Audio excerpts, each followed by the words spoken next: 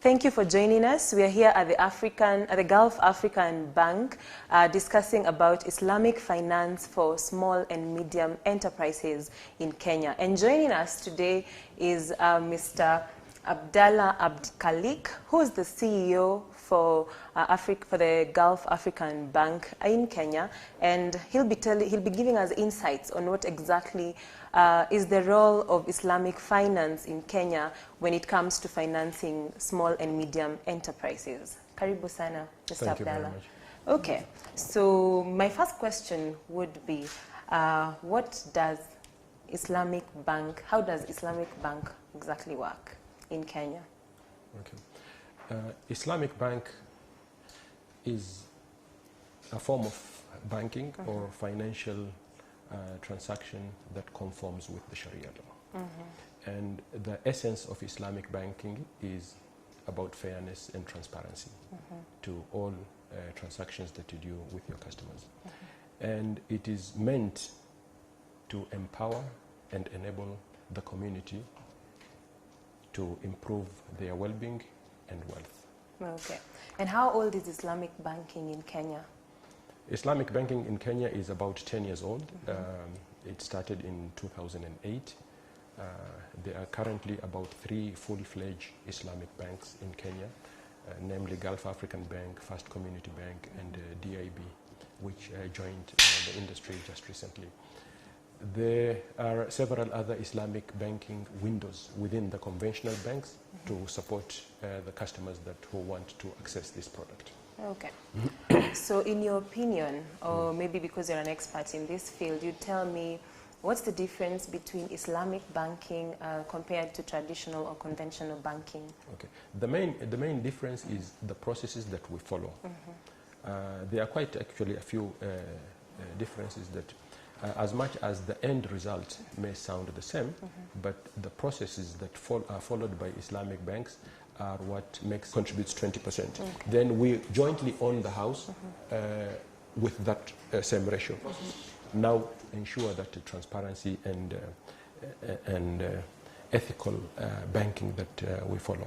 For example, I'll tell you, in Islamic banking, when a client is unable to pay their installment on time, Islamic banking dictates that they are given more time without being charged a penalty to it, which is a difference because what the concept believes is that this person may not have been able to pay you on time because they have some sort of financial distress or problem. So you cannot add a burden to them. You have to be human to them and give them more time without charging them.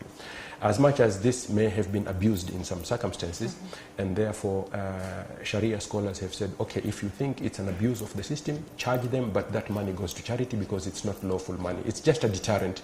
This is one of the things that differentiate Islamic banking to conventional banking.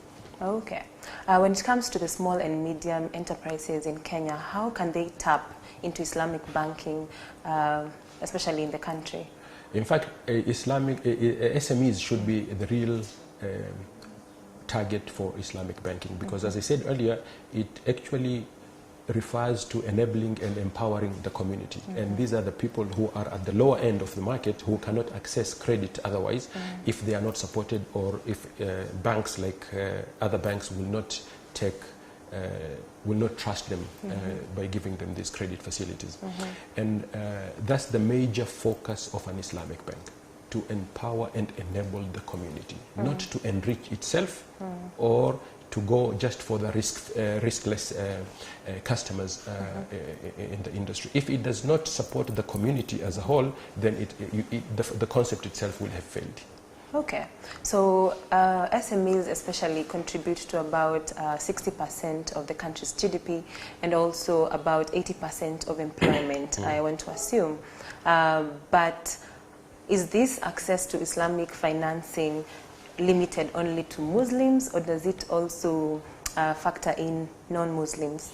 Okay, first of all, you rightly said the ratios are that 60% of GDP is contributed by these small enterprises, and they create that employment. So you can see the area needs to be supported because it is also supporting us back.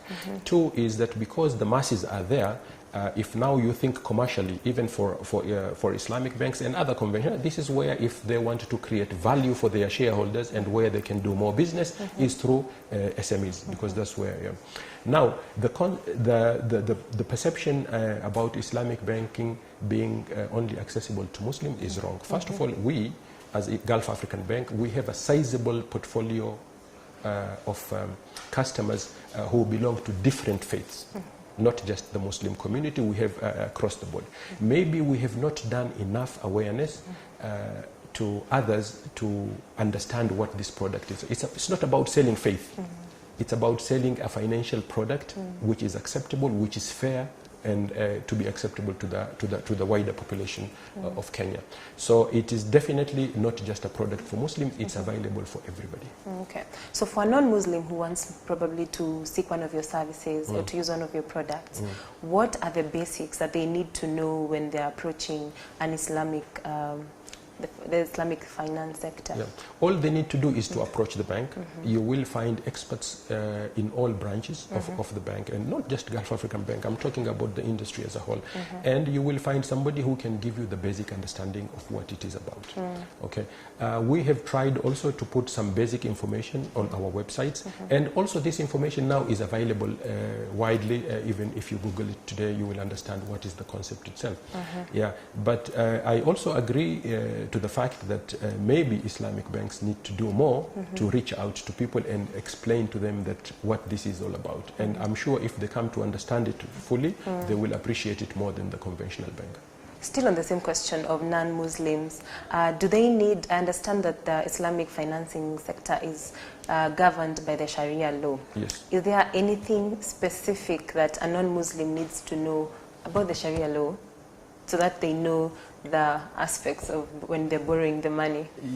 Yes, it's basically whatever they need to know is what are those benefits that are there. And it's actually everything is better than what they would have otherwise accessed from conventional banks. So basic understanding is good, is recommended. And as I said, write-ups are there. It's just a one-pager to give you some good insight about what Islamic banking is. Okay.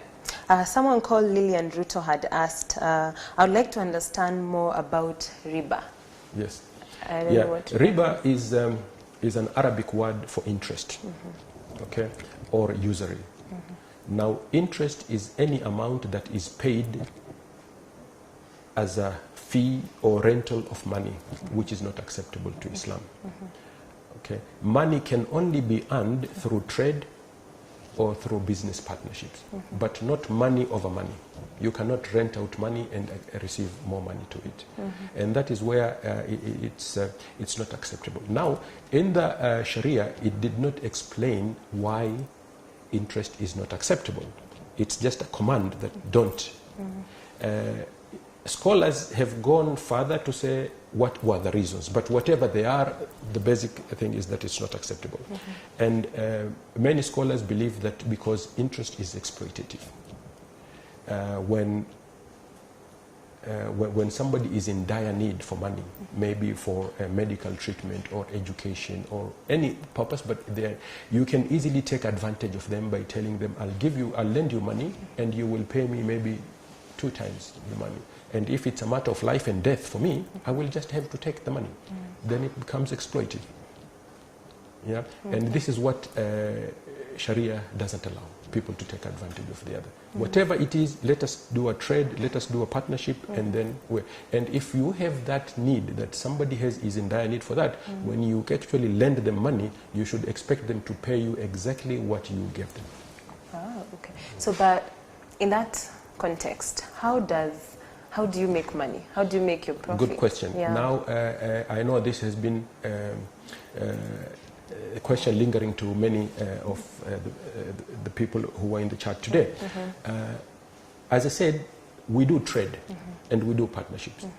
So when I trade, a very simple example of trade is when you come to me and say, I need to borrow money to buy a car. The car is sold by the dealer today on cash basis, but you can only pay it over a period of 2 years. So what I enter with you is a trade. You identify the car that you want. I will buy it on your behalf. Let's say the cost was 1 million shillings. We will buy it as a bank, okay, and sell it to you on deferred basis. The dealer, we will pay him today, cash, but I will sell it back to you on deferred basis. Now, how much am I going to sell it to you? I'll sell it to you maybe for 1,100,000, 1,200,000. The difference between what I'll buy it from and what I'll sell it for is exactly what you would have paid conventionally as interest. Okay, but now here we have traded. Now, you might say, then it's the same thing, but no, it's not the same thing. The good thing about it is that, first of all, during this period of 2 years, my price cannot change. Today, if we are linking interest rates with the CBR rate plus 4, if in between the CBR rate changes, this one can't change because it was a trade transaction. Remember, we did not lend each other money. So over the period of 2 years, that price, it can be to your advantage, to my advantage, in the sense that maybe prices can go up and you still pay lower rates, or prices go down and you still pay higher rates. But the rate has to be fixed and it cannot be paid. You see? So that is one advantage of it. Okay, so what Kenyans, I'm sure most of them would want to know, they feel that the terms are just different. This is interest when it comes to the other banks, whereas in the Islamic finance, it's called profit. Yes. Yeah. Yes, I think I'd want you to explain further on that, on the two differences, which you just explained. Interest, interest is that amount earned over the money lent. Profit is the money that is shared either through the structure that I just explained to you, because it's a profit margin and that profit margin has to be agreed upon from the beginning, and so that you know for this full period of time I am paying this much, and that now becomes profit, and that's why it cannot change. You cannot profit cannot be variable. It's constant. Okay, it's constant. Okay. The other side of it, we talked about during the chat. We talked about musharaka, which I gave an example of buying a house. This one, musharaka, is usually used for long-term financing, usually mortgage. Mortgage can be between 15 years, 20 years, and so you cannot fix the price. But I said musharaka means partnership. Me as a bank, a Gulf African bank or any bank, Islamic bank, would go into partnership with the customer who wants to buy a house. So when we do partnership, we have to have, each one of us, we have to contribute to an certain amount. Yes. So in this case, let's say the bank contributes 80% and the customer contributes 20%. Then we jointly own the house with that same ratio. Now, because the customer is owning my 80%, or he's living in that house, he needs to pay me rent for the 80% that he doesn't need to pay rent for the 20% he owns, but he needs to pay me rent. Now that rent will be equivalent to the interest rate that you would have paid conventionally. Okay, so I'm saying the rent you are paying me is 14%, okay, of the amount. Then beyond rent, what he also needs to do, he is going to buy my shares slowly. If we agreed that this loan is for a period of 20 years, we will divide those shares over number of months in 20 years, and then every month he pays that amount by buying me out gradually. Okay. Now the rent also keeps on reducing, because as he owns, or he or she owns more shares of the house, they don't need, because at some point maybe they will also own 80% and the bank owns 20%. So they will only pay rent for the 20% of my ownership. Okay, not the full, and it keeps on reducing like that. What makes it now, okay, now the rent that pays is equivalent to the interest that would have been paid in the market. That rent can be variable, because rents also can increase or can decrease. It's up to the landlord. So it could change. It could change. This is for long term. Okay. Again, a good example of what makes it Islamic or Sharia compliant is that if anything happens to the house, let's say there has been an earthquake or floods, and the house is destroyed. If we have insured it, we go back to the insurance company and we get whatever we can get out of that. If the insurance company, let's say, pays us an amount that is less than the amount that we invested, we will look at what were the ratios at the time. If we were 50-50, then whatever we are paid by the insurance, we also share it 50-50. Yeah. Now, whether that 50% the bank takes is sufficient to cover their exposure or not is immaterial. Okay. The bank takes that loss. Okay, and even if the customer has to take 70% and the bank takes 30%, the bank has to take that loss. Now that makes it more it's fairer, because now that's true partnership. Yeah. You cannot be a partner only for profit. When it comes to losses, so that's where we are sharing. It's proper. If the house is inhabitable for whatever reason, maybe leakages or for any reason that it's not habitable, the bank cannot charge rent. So it's on a profit and loss basis. Absolutely. Okay. Yeah. And how do Islamic finance banking sector partner with, for example, SMEs that have a negative balance sheet? For example, the SME has been struggling to basically make profit, yes. or if it's not profit, they are startups. Yes. They don't have much. They don't have a history of having a profit. True. How can the banking sector partner with such corporates? Okay. Two angles here we address. First of all is businesses that have not performed well historically, and now they think they have a better plan and they approach better.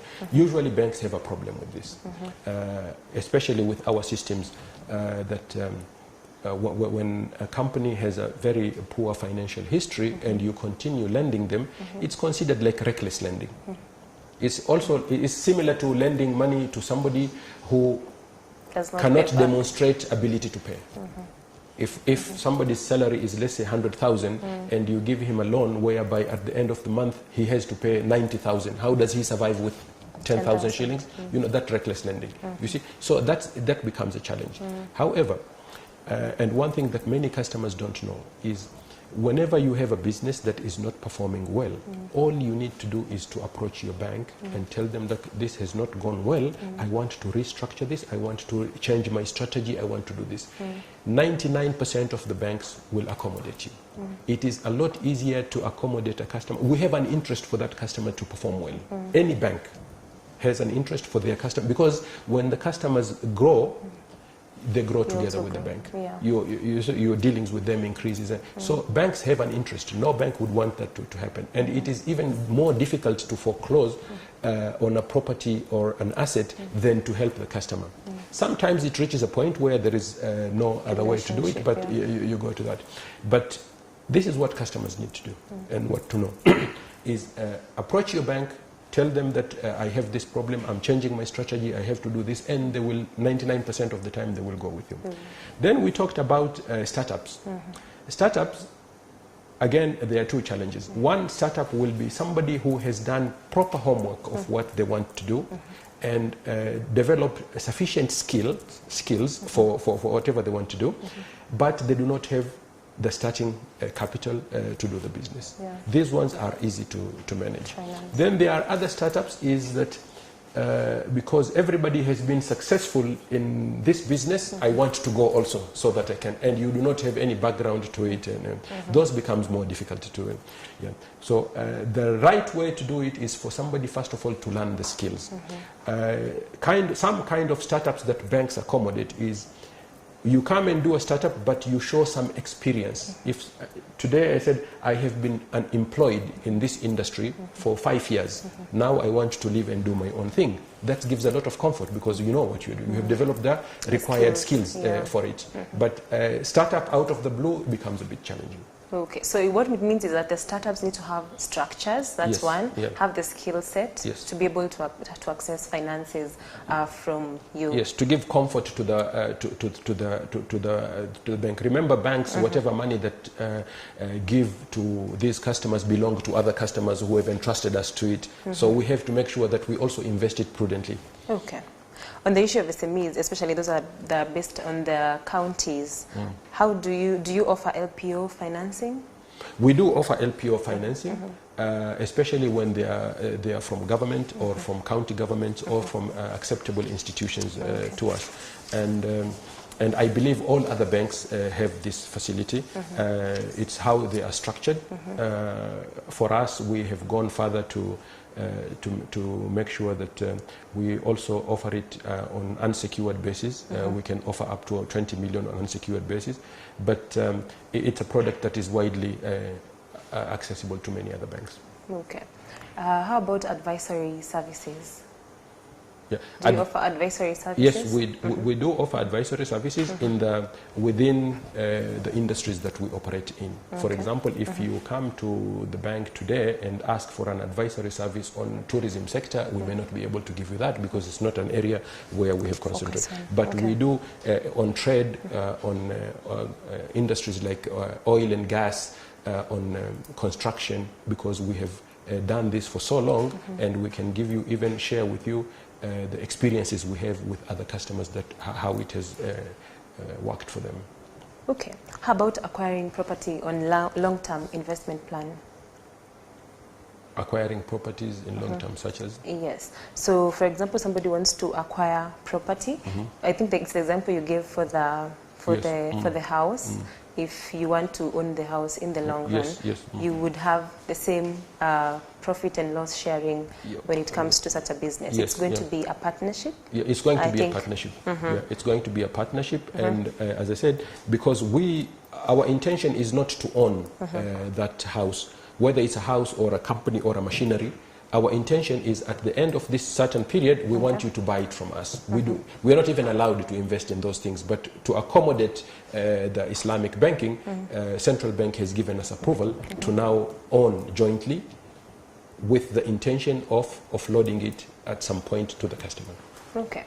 So what are some of the main challenges? I think I'd want to put this in the notion of policies in the country. Is there a conducive environment for Islamic financing in Kenya as compared? Do you feel that other banks are more privileged as compared to the Islamic finance sector? How is the environment like? Yes, to a certain extent, yes, because you know, banking in Kenya is an act of parliament. That act of parliament has not been amended accordingly to accommodate Islamic banks, even though the Central Bank of Kenya has been given the mandate and authority to accommodate Islamic banks. And they have been very, very supportive to the industry. I can't think of any time that we went to them and got denied to do whatever we wanted to do. But I think if it is officially recognized in the Act, then it will become much more easier. Because today, one good example, and we have not had a situation like that, but if it comes, if we have a commercial dispute with our customer and through a Sharia product, and we go to court, it is still not clear which law will take precedence. Is it the Sharia law? Is it the law of the land? Okay, so these things could be made clearer. We have not had a situation like that, but if we make it, and there are other countries that have actually incorporated it fully. One of them is the United Kingdom. In the UK, there is a vibrant Islamic banking there. It's a huge market. Okay, and it's not. It's much bigger than any of the Islamic countries that you know in the world today in the UK, and it's a concept. The Islamic banking concept itself is growing very much rapidly across the world. I think now Islamic banking already controls more than 5% of the global assets in the world. So Kenya itself also can be positioned and has an opportunity to become a regional hub for Islamic banking, because we are way ahead than our neighboring countries today. Several central banks, including Uganda and Tanzania, and I think we also we got a visit from Nigeria, people to come to understand from the central banks of these countries to understand how Islamic banking works. Okay, so you can see they have an interest, but if we need to take advantage of that position that we have today and become market leaders, so everybody else follows us. Okay. I think my last question would be what you would advise small and medium enterprises when it comes to Islamic finance. What do they need to do? Okay, the first thing that they need to know is to understand this concept and see how ethical, how fair, how transparent it is, and how it can support them, because it is actually meant to support them. As I said, we need to empower the communities around us. Okay, it is actually targeted to them in the first place, so they need to understand that. Two is that most of our SMEs do not have structures, do not have proper accounts, do not have. I would also encourage them to do basic accounting so that when you approach your bank, Islamic or conventional, whenever you approach your bank, you have to show them something to support your business. Okay, because the first thing the bank looks at is your ability to pay. Okay, and you can only demonstrate, because these SMEs are owned by individuals, sometimes they don't see the need. Why should I keep this account? It's my money, it's my company, you know. Yeah. But I would encourage them, and people need to start small with a vision of growing big. We do have some companies that started with us as SMEs, and some of them have outgrown us. They had to move even to bigger banks. Okay, but that should be, and for you to achieve that is you have to keep proper records, proper accounting books, and of course tax compliance and things. These are the things that I would encourage the SMEs to do. Okay. Thank you so much, Mr. Abdalla. Karibu sana. It's been nice having you. Thank you for those insights. That's all we had for today. Next week, remember that Kenya Bankers Association holds quarterly CEO chats, basically informing the public on different aspects of the banking sector. So you don't want to miss these discussions every Friday on the CEO chat. Follow the chat on Twitter with the hashtag CEO chat. Thank you, and looking forward to seeing you next week, where we'll be discussing startup capital strategies with Samuel Kimani, MD and CEO of Jamii Bora Bank. That's it for me. My name is Julian Kamau.